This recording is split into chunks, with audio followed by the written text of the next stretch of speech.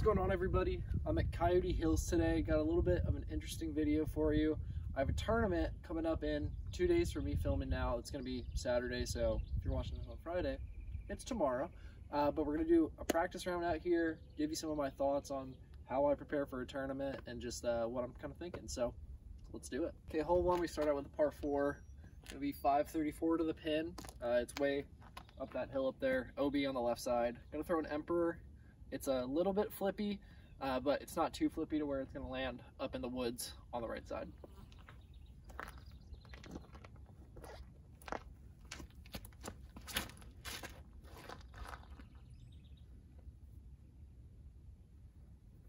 Yeah, that's probably what I'm going to end up doing. That's pretty center cut, especially going uphill.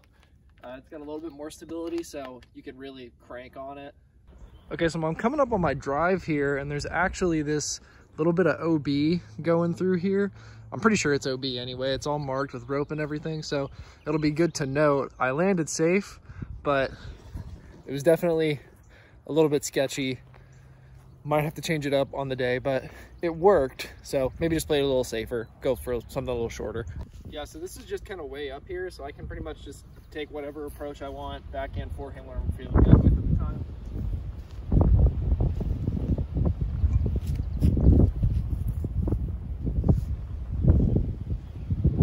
That's just fine. That's totally good. That'd be a great birdie to get. Okay, hole 2, par 4, 500 feet, giant dog leg to the left. Have this beautiful gap right here. Probably throw fairway, maybe a zone, something like that. Just get it out to the left once it's out of the gap. Yeah, obviously coming out here for the first time, I don't know exactly what I'm gonna do. So a lot of the times I'll throw multiples on these holes, see which one ends up better, and then I'll pretty much just game plan that for the tournament.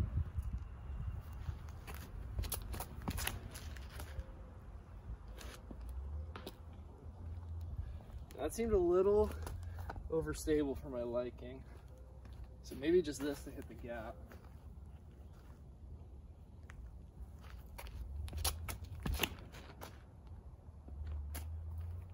Feel that? Yeah. I think I like that a little more. Throwing a zone, a little less damage if it hits a tree. It's not going to skip as far. And I really don't need that much distance because it's only 500, probably 250 to get out. So I'll probably end up doing that. So you can actually push a lot farther straight than I thought you did. It's only a little bit of a fade left, and then there's a bridge to get over to the other side. So from this spot, there's kind of a gap in the trees I could hit, but that's probably a little too dangerous, so I'll just have to end up laying up if I hit one of these early trees.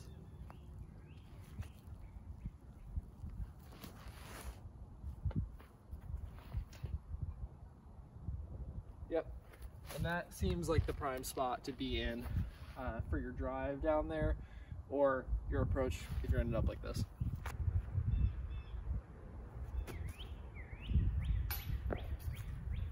Yeah, see, that's not even that bad because you have a look at it, but going over seems a little too dangerous. Okay, hole 3, 264 feet, par 3, death directly behind the basket. Once you get out of this gap here, there's a really big drop off towards it, so you only really need to throw a putter, which I'm going to try to do. It's a little bit of a right turn, so you might think forehand, but I think for speed control purposes and not having it skip out of bounds, I'm going to have to go backhand.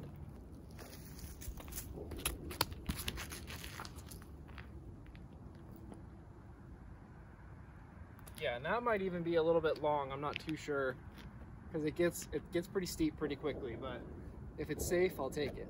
Okay, as you can see, I went OB just long right there. The rope is right here, but the good thing is it was so close to the basket that it's kind of a tap in for a 3. So it's not too bad, but speed control is gonna be everything. It's a really, really tough shot. I like it a lot. All right, hole 4, 423 foot par 4. This one, exact opposite of the last hole. Really big drive off the beginning, going straight uphill. It's a super tight gap for the backhand hyzer. So I'm kind of liking the forehand flip up play here, but we'll see how it goes. Oh, it was so close.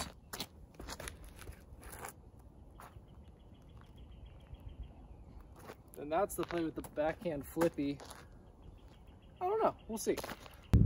Okay, so the backhand worked out the best, but I still think the forehand flip up is gonna be better because I'd rather mistake long and have a little bit more of an open shot. Over here, it's really pinched and it's short, and I don't know if I really feel comfortable pushing that tree off the drive anymore.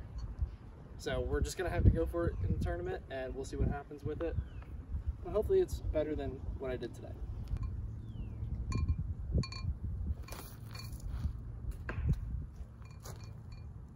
Yeah, that seems about right. Honestly, just any kind of forward progress after that little gap, I'm fine with.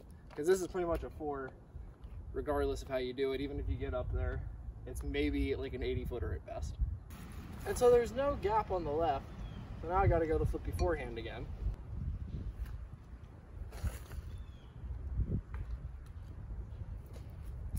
Yeah. And from there, that's most likely a bogey unless it's a really good putt. Oh.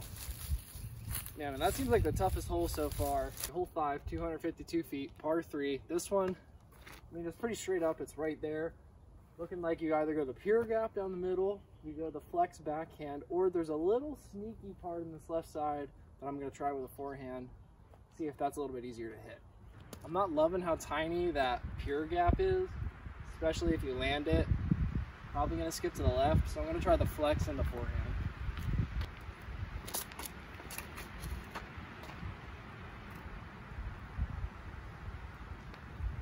Yeah, so you guys probably didn't see that, but that turned out pretty good. Maybe like 30 feet, something like that.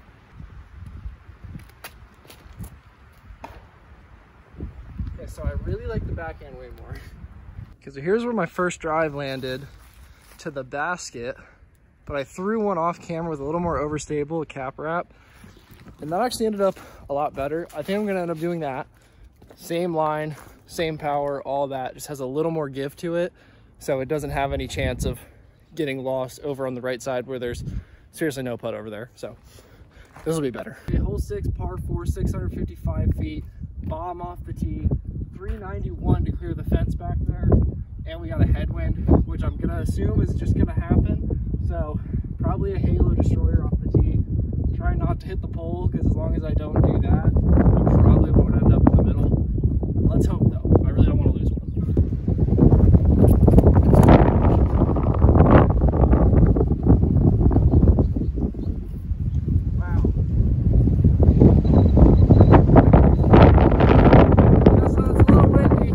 Okay, so the wind just bodied that.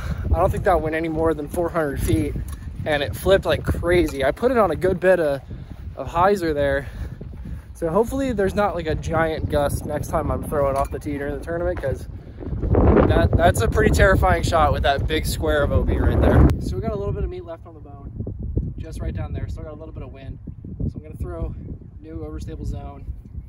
This thing, it looks amazing. Hopefully it goes in.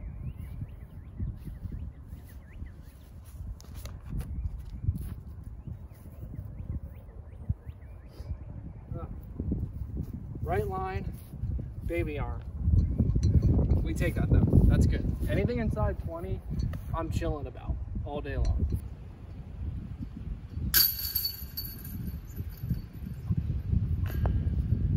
It was a little lucky. I don't like crosswind. It confuses me. One of my biggest things I try to remember on a practice round day like this where I'm going for a tournament is to just not worry about putting, because I can't really control that. The stuff I'm kind of focusing on is mainly the drives, placement shots, if it's a par 4, stuff like that. You know, the things you can control, because, you know, landing zones and stuff like that, you really can't. And putting's the same everywhere. It's not like you really have to practice for that situation at that course. So sometimes I won't even putt when I have like a 20-footer or something like that, because there's no real point to it. It's just kind of a waste of energy. Hole 7, 195 feet, par 3, little flex line. The basket is directly behind the big tree right there. So you got to go through that left side on a flex forehand, most likely. You could throw backhand, but you're probably not going to get as close as you want. We'll see. I haven't really been able to throw this very much. This is my new Justice that I just got in the other day. Really overstable. I'll try to put it on a big flex. Oh, it was a great line other than hitting the tree.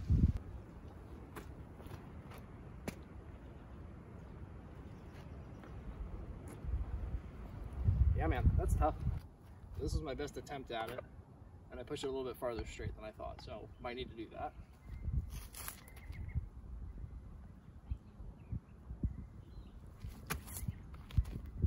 Oh, so close. All right, hole 8 here, 305 feet, par 3, slow bend to the right, probably gonna throw mid, most likely. Maybe pull up to an undertaker at most, but we'll see if I can get there with a buzz.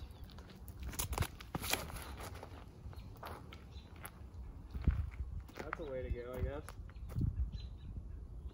Yeah, I think that's plenty, honestly. I don't think I need any more than that. I just wish the line was a little better.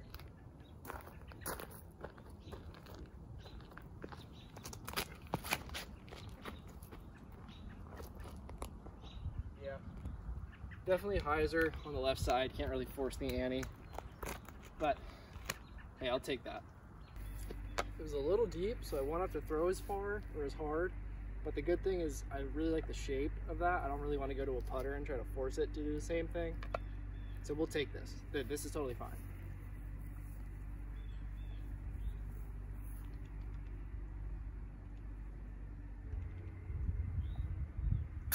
Oh yeah, and that's a good putt, and that's kind of what I have to do. As long as I put myself in the circle and I putt well, then it's fine. Gotta count on the putting. Hole 9, 267 feet, par 3. I think that's kind of a lie. I think it's a little longer than 267. It's also a little uphill, but straight through this gap, big hard turn to the right. I don't really see a good way to go for it, so it's probably gonna be a backhand, just like pitch up, but I'll try both, because why not? I'm gonna try the safe play first and then go for the flippy Raptor forehand.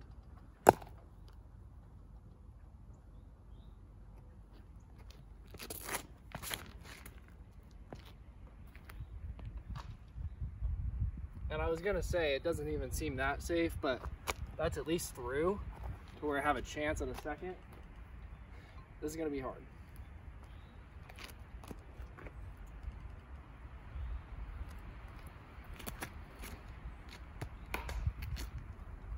Yeah, I don't see a universe where I'm throwing that off the tee. I think another super important thing to practice when you're at a course you've never played before and you're doing a tournament is practice from your bad lies. So like, this isn't great. I could easily just throw up to the fairway, be like, yeah, I'll probably end up here during the tournament, and then play on. But you kind of need to know those sticky situations you're going to get yourself into, because you're going to get yourself into them. If you don't practice, you're kind of screwed. Yeah. So now I know this is my mistake for the tournament on this right side. And there's definitely a couple gaps up there that I can pitch forehands through, especially back there too. Pull out the tomahawk thumbers, all that. I'll be fine.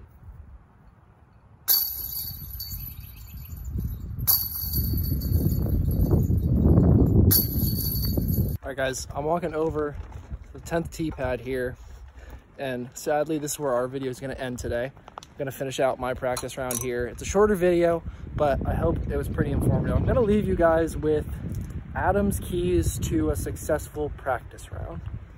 It's lengthy, but number one, I would say pick landing zones, throw to landing zones. Don't really worry too much about trying to get to the pin all the time. Just know where you want to land on the hole. That's a really, really important thing. You don't want to try to bite off too much and be unrealistic about what you're going to do. Number two is throw multiple shots. You want to try a bunch of different things out. Forehand, backhand, turnovers, throw putters, throw drivers, whatever. Just try different things, and whatever works the best for you, stick to that. I would say 3, like I said back there, practice from bad spots. You're going to be in bad spots, so you should know the woods and the area that you're going to find yourself in during the tournament, most likely. You can't just come here expecting to shred every time. That's unrealistic. So you got to practice that. And then number 4, and probably the most important, is pick a game plan and stick to it. Whatever you're doing out here, like I said, find whatever works for you and stick to that in the tournament. You want to replicate as much as you can from these practice rounds. Be familiar with what you're doing. Sometimes, you know, the weather can be really different. Like, it's pretty windy today. It might be no wind when I go play this in a couple of days, but at least I know what kind of shots I'm looking for, where my landing zones are. I know where I need to be, and I can stick to the game plan. Even if it's changing like 1 or 2 things, the core of it is still there, and that's really important. But that's going to do it for me today, guys. I hope you enjoyed this video. Thank you so much for watching. Please take a second, like, comment, subscribe, all that good YouTube stuff. And until next time, I will see you guys later. Peace, homies.